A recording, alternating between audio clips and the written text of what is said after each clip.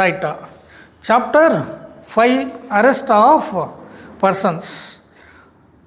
పర్సన్స్ని arrest చేయడానికి సంబంధించిన chapter, right, which is very interesting.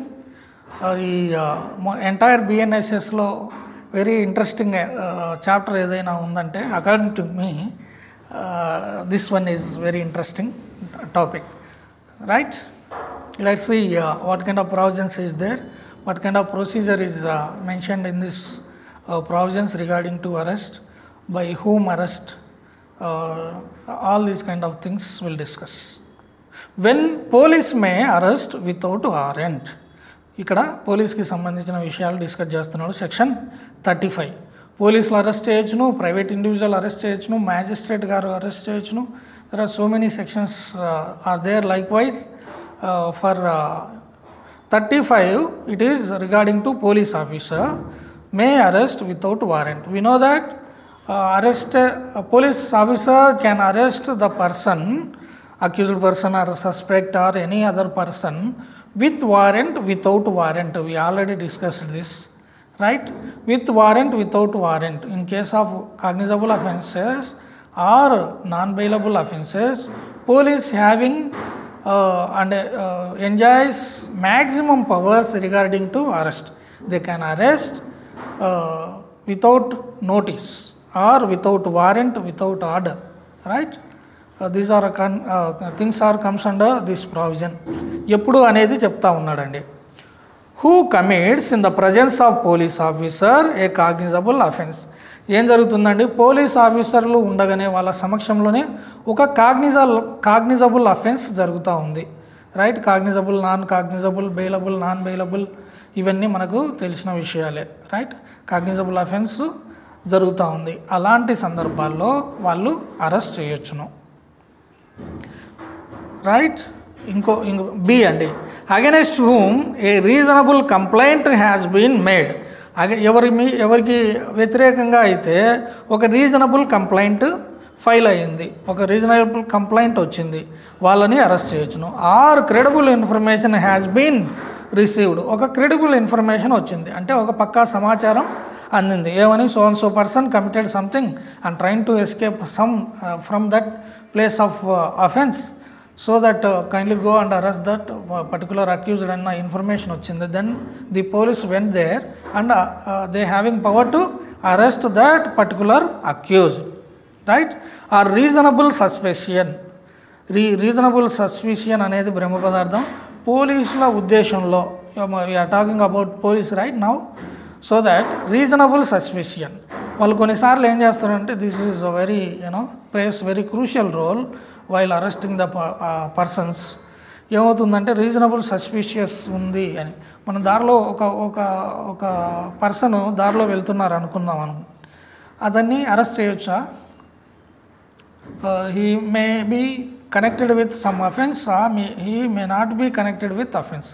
జనరల్గా he may not be connected with offence. Police has no power to arrest that particular person.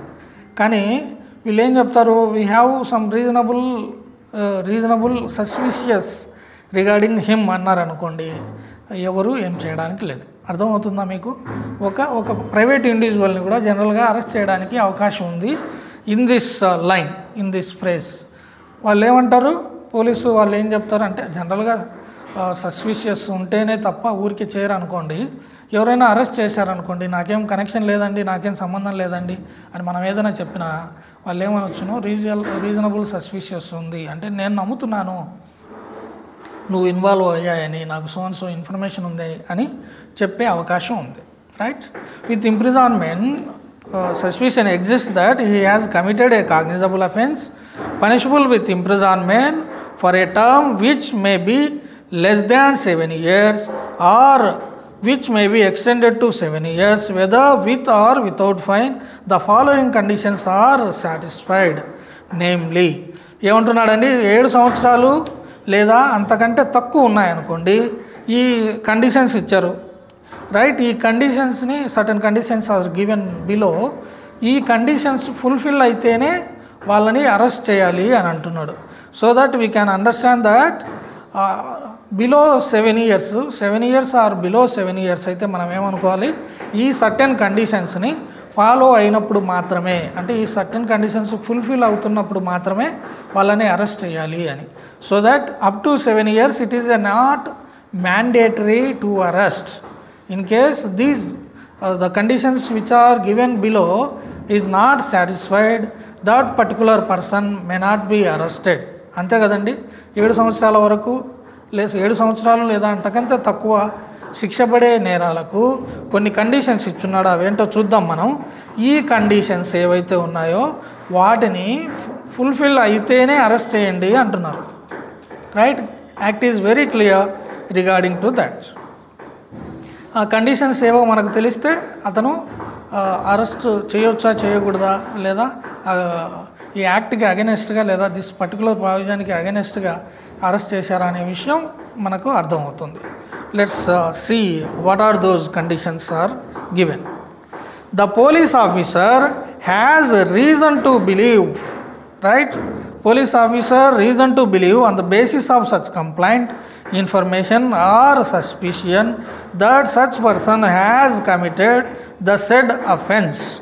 అతను చేసినాడు అని ఎవరు నమ్ముతున్నారండి? ఆ particular police officer who received that information or complaint basing on such complaint or got information regarding to someone. ఏ అనే ఒక వ్యక్తి ఉన్నారండి. ఏ అనే వ్యక్తి ఏం చేశారు?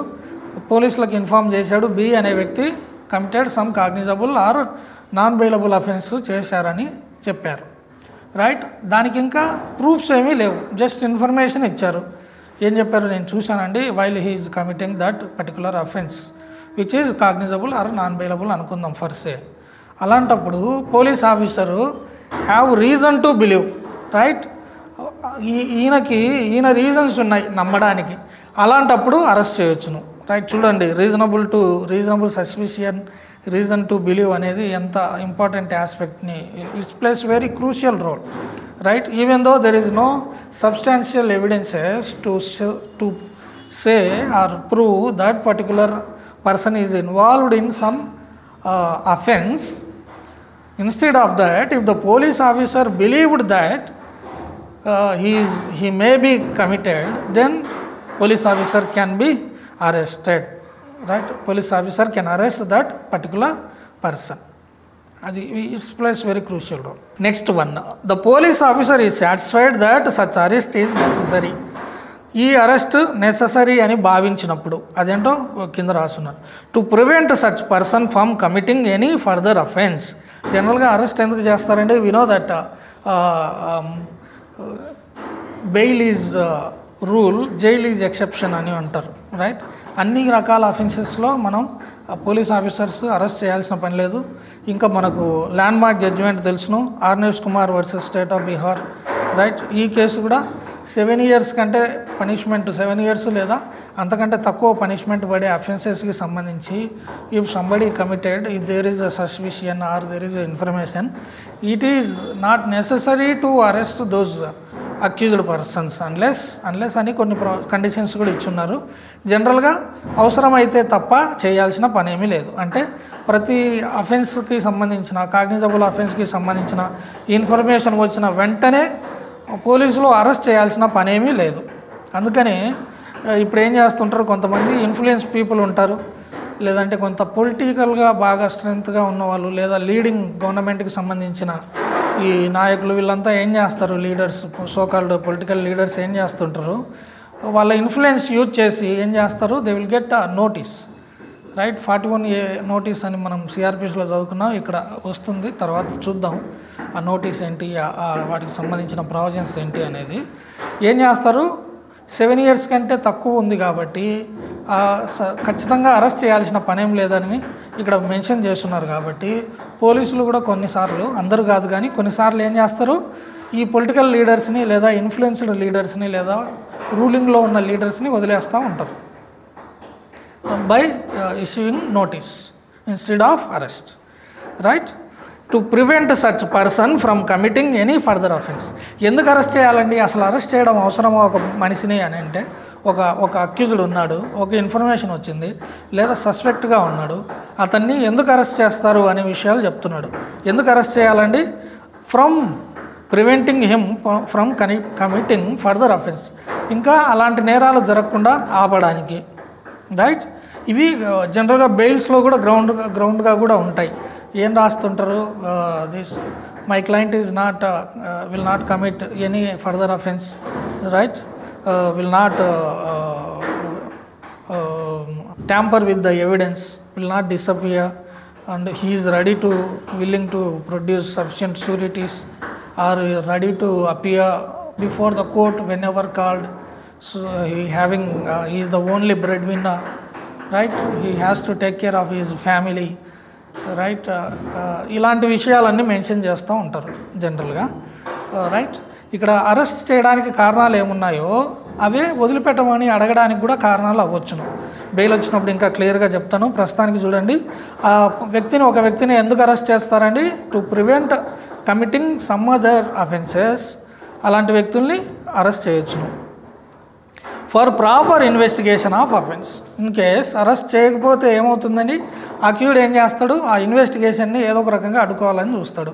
In case is there any witnesses, అతను ఏం చేస్తాడు, ఆ విట్నెసెస్ దగ్గరికి వెళ్ళి నాకు అగెనెస్ట్గా చెప్పొద్దు, లేదా వాళ్ళని థ్రెటన్ చేయొచ్చును, లేదా వాళ్ళని ఇన్ఫ్లుయెన్స్ చేయొచ్చును, ఇండ్యూస్ చేయొచ్చును, లేదా ఇంకేమైనా చేయొచ్చును, రైట్. ఆ ఇన్వెస్టిగేషన్కి he may be cause to obstruct that investigation to run properly or conduct properly by the police officers. ఇలాంటి సందర్భాల్లో కూడా వాళ్ళని అరెస్ట్ చేయొచ్చును.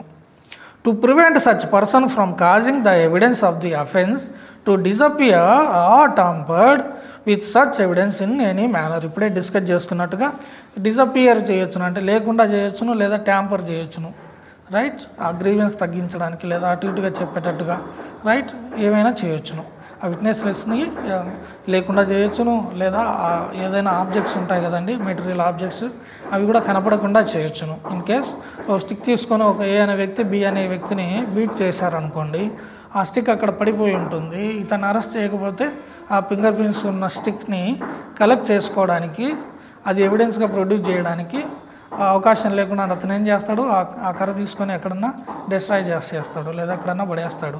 అప్పుడు ఏమవుతుంది, ఎవిడెన్స్ లేకుండా పోతుంది, రైట్. ఇలాంటి సందర్భాల్లో next one, to prevent such person from making any inducement, threat or promise. జనరల్గా ఏం చేస్తుంటారండి, అక్యూజ్డ్ పర్సన్స్ ఎవరన్నా ఇన్ఫర్మేషన్ ఇస్తే వాళ్ళను ఇన్ఫర్మేషన్ ఇవ్వకుండా లేదా విట్నెస్లుగా ఉండకుండా చేయడానికి ఇండ్యూస్మెంట్ చేస్తారు. ఇండ్యూస్మెంట్ అంటే ఏదైనా కొంత డబ్బులు ఇవ్వడం అట్లా చేస్తారు, లేదా ఎవరితోన్నా చెప్పించడం ఇట్లాంటివి చేస్తారు. థ్రెట్ చేస్తారు, రైట్, లేదా ప్రామిస్ చేస్తారు. అంటే నువ్వు చెప్పకుండా ఉంటే నేను నీకు ఇది ఇస్తాను, లేదంటే థ్రెట్ నువ్వు చెప్పావంటే నీకు మామూలుగా ఉండదు, నేను అలాంటి ఇలా these kind of things may generally happens in our society. ఇలాంటి అవకాశం ఎక్కడైనా ఉంటే, రైట్, అలాంటప్పుడు కూడా అతన్ని అరెస్ట్ చేయొచ్చును, రైట్. ఏమంటున్నాడు, promise to any person acquainted with the facts. ఎవరికైతే ఈ ఫ్యాక్ట్స్ తెలుసున్నాయో వాళ్ళని ఇండ్యూస్ చేయొచ్చును, థ్రెట్ చేయొచ్చును, లేదా ప్రామిస్ చేయొచ్చును. అలా జరగకుండా ఉండడానికి అతన్ని అరెస్ట్ చేస్తారు, right. Facts of the case as to dissuade అండి, అది డిస్వేడ్ అని చదవాలి, నిరాకరించడం అని దాని అర్థం. Dissuade him from disclosing such facts to the court or police officer. కోర్టుకు కానీ పోలీస్ ఆఫీసర్కి కానీ ఆ విషయాలు చెప్పకుండా ఉండేదందుకు ఏం చేయొచ్చును, ఇండ్యూస్ చేయొచ్చును, థ్రెట్ చేయొచ్చును, ఆర్ ప్రామిస్ చేయొచ్చును. ఇలాంటివి జరగకుండా ఉండాలంటే ఆ అక్యూజ్ని అరెస్ట్ చేయాల్సిన అవసరం ఉంది. అలాంటి సందర్భాల్లో పోలీస్ ఆఫీసర్స్ ఏం చేయొచ్చును, అరెస్ట్ చేయొచ్చును. ఎప్పుడండి ఇది లెస్ దాన్ 7 years, 7 years కంటే తక్కువ ఉండాలి, లేదా 7 years ఉండాలి. అలాంటప్పుడు ఈ రీజన్స్ అన్నీ, ఈ కండిషన్స్ అన్నీ ఫుల్ఫిల్ చేయాలి. In case that particular accused person is there is no chance to induce, threat or promise the witnesses or tamper with the evidence. అలాంటప్పుడు చేయాల్సిన అవసరం ఏమీ లేదు అనే ఉద్దేశంలోనే చెప్తున్నారు. Unless such person is arrested, his presence in the court whenever required cannot be ensured. ఏంటంటే అసలు arrest చేసేది ఎందుకండి, కోర్టుకి సరిగా అపియర్ కాకపోయినా, అంటే ఈ అడ్జాయిన్మెంట్స్కి సరిగా రాకపోయినా, ఆ ప్రొసీడింగ్స్ సరిగా జరగకుండా, అక్యూజ్డ్ ఏం జరిగినా ఎవిడెన్స్ ఎవరి ప్రజెన్స్లో తీసుకోవాలండి. It is rule of law, there is a provision regarding to that. This also ఏమని that evidence must be taken in the presence of the particular accused. ఆ కేసుకు సంబంధించిన అక్యూజ్డ్ ఎవరైతే ఉన్నారో అతని ప్రజెన్స్లోనే తీసుకోవాలి. ఏం తీసుకోవాలి? ఎవిడెన్స్ తీసుకోవాలి. అందుకని ఎగ్జామినేషన్ జరిగేటప్పుడు కూడా, విట్నెస్ని ఎగ్జామ్ చేసేటప్పుడు కూడా అక్యూజ్డ్ ఉంటాడు. ఆ రైట్ ఏదైతే ఉందో ఆ రైట్ని డిస్పెన్స్ చేయమని అక్యూజ్డ్ అడగడాన్నే ఏమంటారు? యాబ్సెంట్ పిటిషన్ అంటారు. యాబ్సెంట్ పిటిషన్ ఎందుకు వేస్తారు జనరల్గా? అతను ఎవరైతే అక్యూజ్డ్ పర్సన్ ఉన్నారో అతను ఏమంటున్నాడు, నన్ను ఈ ప్రొసీడింగ్స్ని నేను అటెండ్ అవ్వలేనండి, కానీ ప్రొసీడింగ్స్ అయితే చేయండి, నా ప్రజెన్స్ని నేను ప్రజెంట్ అవ్వలేను అని చెప్తున్నాడు. డిస్పెన్స్ అంటారు వాటిని. ఆ ప్రావిజన్ వచ్చినప్పుడు ఇంకా క్లియర్గా చదువుకుందాం. రైట్. ఇతను అరెస్ట్ చేస్తే కానీ కోర్టుకి రాడు. అంటే కొందరు ఏం చేస్తారు, ఒక అలిగేషన్ వచ్చిందని తెలిసిన వెంటనే ఏం చేస్తారు, దే విల్ ఎస్కేప్ అయ్యి ఎక్కడైనా ఉండిపోతారు. అప్పుడేమవుతుంది, అతని మీద కేసు ఉంటుంది కానీ ప్రొసీడింగ్స్ చేయడానికి ఉండదు. అతను అపియర్ అవ్వడు కాబట్టి కేసు ముందుకు పోవడానికి ఉండదు. అలాంటి సందర్భాల్లో అతన్ని అరెస్ట్ చేసి కోర్టు ముందు ప్రొడ్యూస్ చేయొచ్చును. రైట్. ఇలాంటి సందర్భాలు. And the police officer shall record while making such arrest is reasons in writing.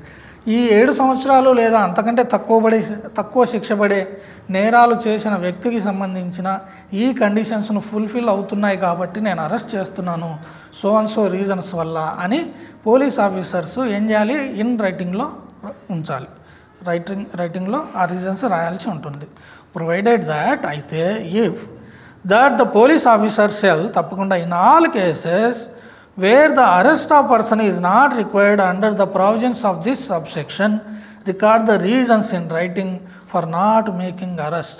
ఒకవేళ అతను అరెస్ట్ చేసే ఉద్దేశం లేదు ఎవరికి, పోలీస్ ఆఫీసర్ గారికి, రీజనబుల్ సస్పిషియస్ లేదు అనుకున్నాడు, లేదా ఆయన ఏమనుకున్నాడు, ఇతన్ని అరెస్ట్ చేయాల్సిన పనేం లేదు, ఇతని ఇన్వెస్టిగేషన్కి ఏమి అబ్స్ట్రక్ట్ చేయడు, ఆర్ ఇతను ఇండ్యూస్ చేయడు, థ్రెట్ చేయడు, ట్యాంపర్ చేయడు, he will be attend regularly to the court whenever called by the court అని అతను ఆఫీసర్ అనుకున్నాడండి. అందుకని అరెస్ట్ చేయలేదు అని అన్నాడు అనుకోండి, ఆ రీజన్స్ కూడా రాయాల్సి ఉంటుంది. That means if police officers in his opinion wants to arrest some person, the punishment of imprisonment up to 7 years or below 7 years, 7 years or below 7 years, the reasons must be written, whether what reasons made him to not arrest, what reasons made him to arrest, రెండు కూడా రాయాల్సి ఉంటుంది, రెండు mention చేయాల్సి ఉంటుంది. Arrest చేస్తే ఎందుకు చేశాడు అని, అరెస్ట్ చేయకపోతే ఎందుకు చేయట్లేదు అన్న రీజన్స్ని మెన్షన్ చేయాల్సి ఉంటుంది. రైట్. చాలా పెద్ద ప్రావిజన్ ఇంకా ఉన్నాయి. C, against whom credible information has been received that he has committed a cognizable offence punishable with imprisonment for a term which may be extended more than 7 years whether with or without fine. మనం ఇంతసేపు discuss చేసుకునేది ఏంటండి, 7 years అంతకంటే తక్కువ ఉన్నది, ఇప్పుడు 7 years అంతకంటే ఎక్కువ ఉన్నది, 7 years కంటే ఎక్కువ పనిష్మెంట్ వచ్చే అఫెన్సెస్ గురించి డిస్కస్ చేస్తున్నారు. Or with death sentence and the police officer has reason to believe on the basis of the information such person has committed the said offence. Right. 7 years కంటే ఎక్కువ ఉన్న పరిస్థితిలో ఏంటి అనేది చెప్తున్నాడు. Who has been proclaimed as offender either under the Sanhita or by order of the state government. Right. Proclaimed offender అంటే మనం already discuss చేసాము. అఫెండర్గా అతను ప్రొక్లైమ్ చేయబడి ఉన్నాడు. రైట్. అతను నిర్ధారించబడి ఉన్నాడు లేదా పైకి చెప్పబడి ఉన్నాడు. రైట్. అలాంటి సందర్భాల్లో in whose possession anything is found which may reasonably be suspected to be stolen and who may reasonably be suspected of having committed an offence with reference to such things. Right. ఏముందండి, ఒకరి దగ్గర, ఒక person దగ్గర stolen property ఉంది. Right. He may be received that or he may be committed. Right. ఆ theft ఇతనే చేసి ఉండొచ్చును, లేదా థెఫ్ట్ జరిగిన ఆ స్టోలెన్ ప్రాపర్టీ ఏదైతే ఉందో ఆ దొంగ సొత్తు అంటారు తెలుగులో. జనరల్గా ఏం చేస్తుంటారంటే అండి, విలేజెస్లో ఈ ఎక్కడన్నా దొంగతనం జరిగిన గోల్డ్ కానీ అది తీసుకొని కొంతమంది కొంటూ ఉంటారు. విలేజెస్లో అమ్ముతుంటారు, కొన్ని చోట్ల గోల్డ్ షాపులకు కూడా అమ్ముతుంటారు, ఇలా జరుగుతుంటుంది, రైట్. స్టోలెన్ ప్రాపర్టీ అంటే దొంగలించబడినది అంటే కంప్లైంట్ ఉండాలి, సో ప్రాపర్టీ దొంగలించబడింది అని, లేదా ఇన్ఫర్మేషన్ ఉండాలి. ఆ పర్టికులర్ ఆర్నమెంట్స్ కానీ గోల్డ్ కానీ లేదా ఇంకా వేరే వస్తువులు ఏవైనా కానీ ఈ పర్టికులర్ పర్సన్ దగ్గర దొరికినప్పుడు అవి స్టోలెన్ ప్రాపర్టీగా ట్రీట్ చేయబడతాయి. అది మనం బిఎన్ఎస్లో చూసే ఉన్నాము, right.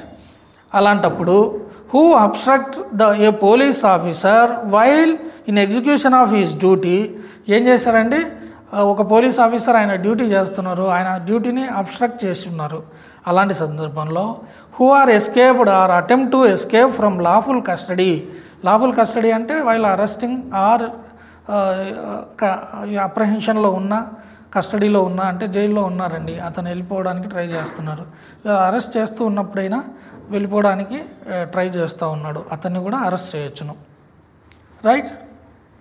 Next one, who is reasonably suspected of being a deserter from any of armed forces of union. యూనియన్కి అంటే స్టేట్కి, సెంట్రల్ గవర్నమెంట్కి సంబంధించిన ఈ ఆర్మ్డ్ ఫోర్సెస్ నుంచి తప్పించుకొని ఎవరన్నా వచ్చారనుకోండి, అలాంటి వాళ్ళని కూడా అరెస్ట్ చేయొచ్చును, రైట్. యూనియన్ ఫోర్సెస్ అంటే ఈ ఆర్మీకి సంబంధించిన ఇంకా చాలా కైండ్స్ ఆఫ్ ఉన్నాయి, బిఎస్ఎఫ్, సిఆర్పిఎఫ్ ఇలాంటివి చాలా ఉంటాయి.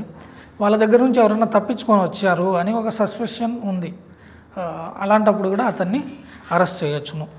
Who has been concerned in or against whom a reasonable complaint has been made. మనకు తెలిసిన విషయమే, ఒక కంప్లైంట్ వచ్చింది, రీజనబుల్ కంప్లైంట్ అయి ఉండాలి అంటాడు, అప్పుడు కూడా అతన్ని అరెస్ట్ చేయొచ్చును. Or credible information has been received, so person committed so అన్న ఇన్ఫర్మేషన్ ఉంది, అలాంటి సందర్భంలో or reasonable suspicion exist. Reasonable suspicion, police officer అతన్ని అనుమానితుడిగా చూస్తున్నాడు, రైట్. అలాంటి సందర్భాల్లో కూడా of is having been concerned in any act committed at any place out of India which if committed in India would have been punishable an offence for which he is under any law relating to extraction or otherwise liable to be apprehended or detained in custody in India, right. కొన్ని offences ఏమవుతాయండి, ఈ ఇండియాలో ఉన్న person out of India కూడా operate చేయొచ్చును, right. అక్కడ offence అవుతుంది, ఇక్కడ offence అవుతుంది, పర్టికులర్గా ఇండియాలో అఫెన్స్ అవుతుంది అనుకోండి, అలాంటప్పుడు నేను ఆల్రెడీ చెప్పాను అబెట్మెంట్. ఇప్పుడు ఫారిన్లో ఉన్న ఒక వ్యక్తిని మర్డర్ చేయమని ఇక్కడ ఊరికి for instance I'm telling you, in case A is there, he is residing in India, he wants to commit an offence outside of the India. For that reason ఇతను ఏం చేస్తాడు, ఒకరిని ఎంగేజ్ చేసుకుంటాడు, right.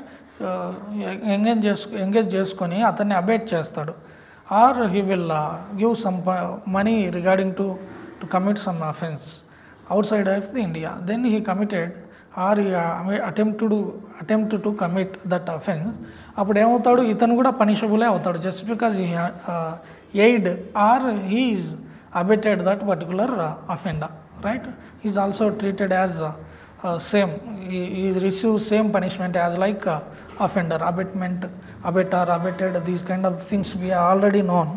So that in case outside of India అయినా commit చేసున్నా అలాంటి offences ఇండియాలో కూడా నేరంగా పరిగణించబడే సందర్భాల్లో అతను arrest చేయబడతాడు. Who being a released convict commits a breach of any rule made under subsection 5. Subsection 5 కింద చెప్పబడిన 394 అంటండి, సెక్షన్ 394 సబ్సెక్షన్ 5 కింద చెప్పబడిన ఏదైనా రూల్ని అతను బ్రీచ్ చేశాడు. జనరల్గా కండిషన్స్, రిలీజ్డ్ కన్విక్ట్కి కండిషన్స్ ఎక్కువ ఉండవు, బట్ అతను ఏం చేశాడు, రిలీజ్డ్ కన్విక్ట్, కానీ కన్విక్ట్ అంటే నేరం చేసే ఆల్రెడీ ప్రూవ్ అయిపోయింది, అతన్ని రిలీజ్ చేశారు. ఇన్ కేస్ బెయిల్లో ఉన్నాడు అనుకుందాం, బెయిల్లో ఉన్నాడు, ఆ బెయిల్ కండిషన్స్ని అతను ఫుల్ఫిల్ చేయలేదు, అంటే బ్రీచ్ చేశాడు. అంటే మనకు తెలిసిన పోలీస్ స్టేషన్కి వెళ్ళి సైన్ చేయమని లేదా కోర్టుకు రమ్మని ఇలాంటి కండిషన్స్ ఏదన్నా ఉన్నాయనుకోండి, అలాంటప్పుడు ఏం జరుగుతుంది, జనరల్గా కండిషన్స్ ఉంటాయి, ఇందాక లేవని చెప్పాను, కండిషన్స్తోనే రిలీజ్ చేస్తారు నేరంగా.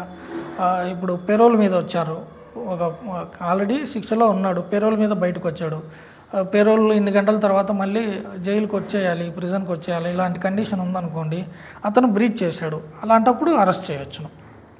Right. For whose arrest and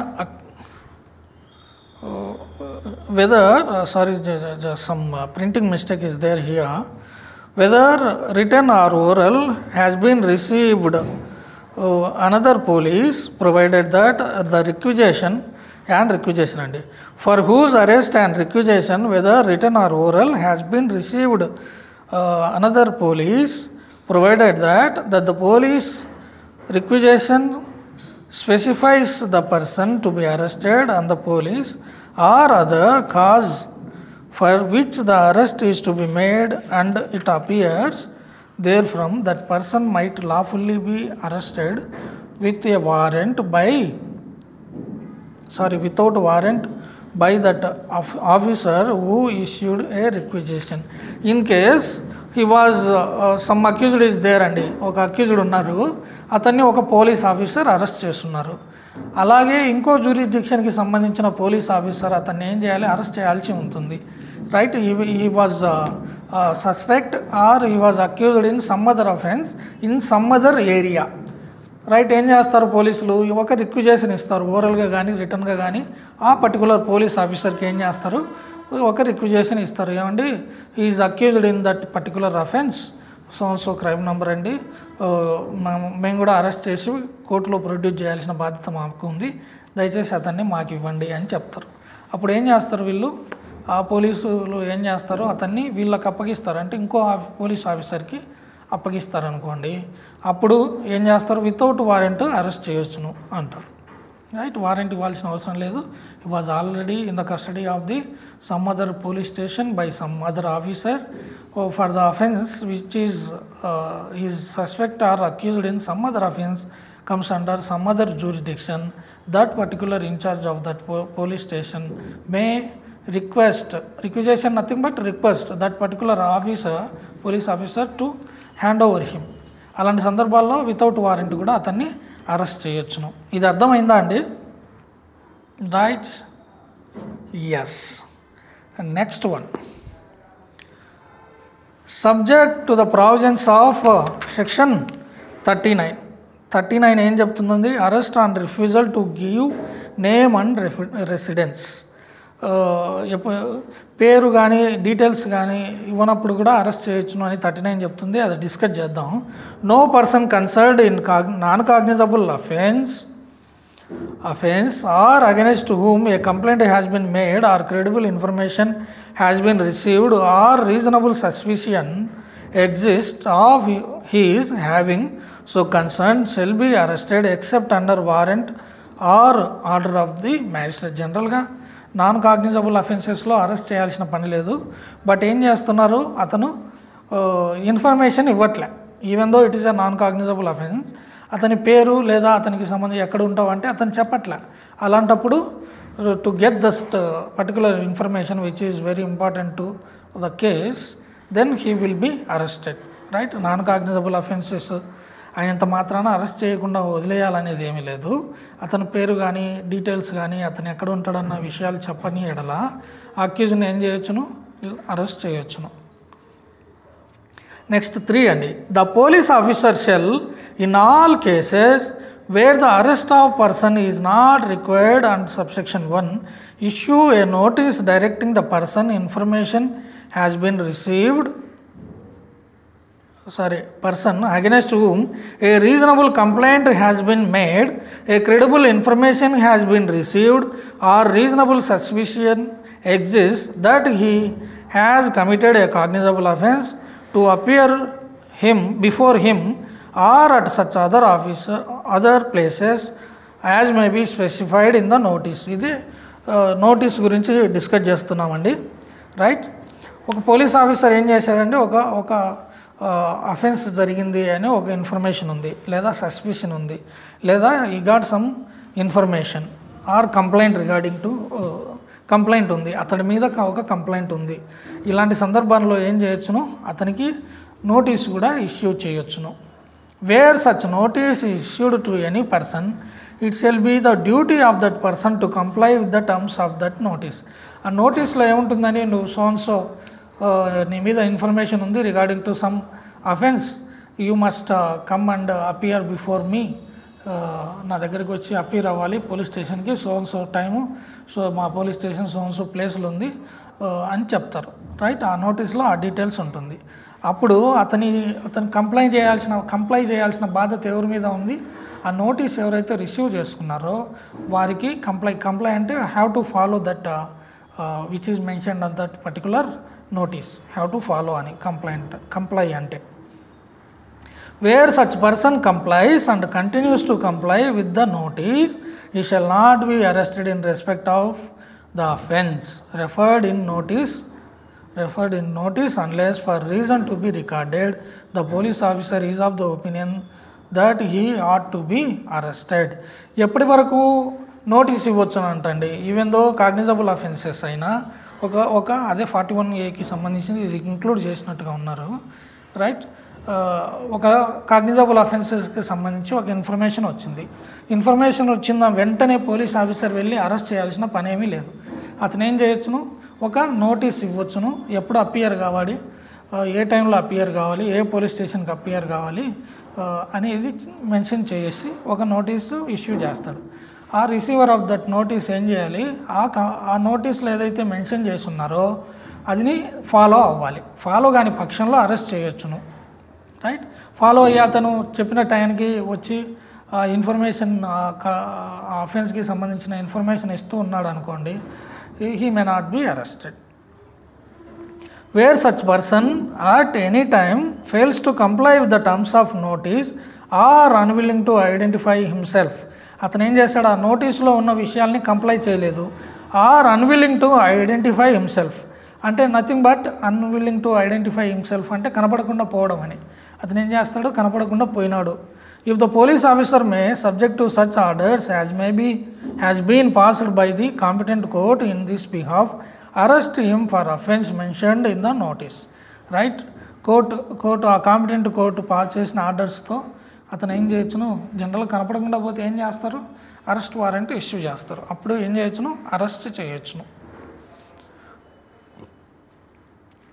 next one, no arrest shall be made without prior permission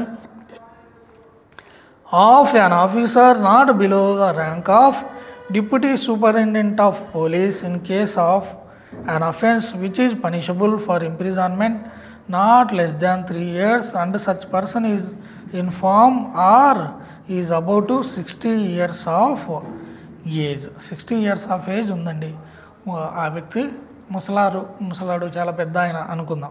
అలాంటప్పుడు వితౌట్ ప్రయర్ నోటీసు లేదా పర్మిషన్ లేకుండా deputy superintendent of police rank కంటే తక్కువ లేని వాళ్ళ ఆఫీసర్ అంటే పై ఆఫీసర్స్ అని, not below the rank of deputy superintendent, ఆ పై ఆఫీసర్తో పర్మిషన్ లేకుండా ఊరికే అరెస్ట్ చేయకూడదు. ఎందుకంటే ఎక్స్ట్రీమ్ ఏజ్ కదండి, వయసులో పెద్దోళ్ళని ఎక్కువ ఇబ్బంది పెట్టకూడదు అని, రైట్.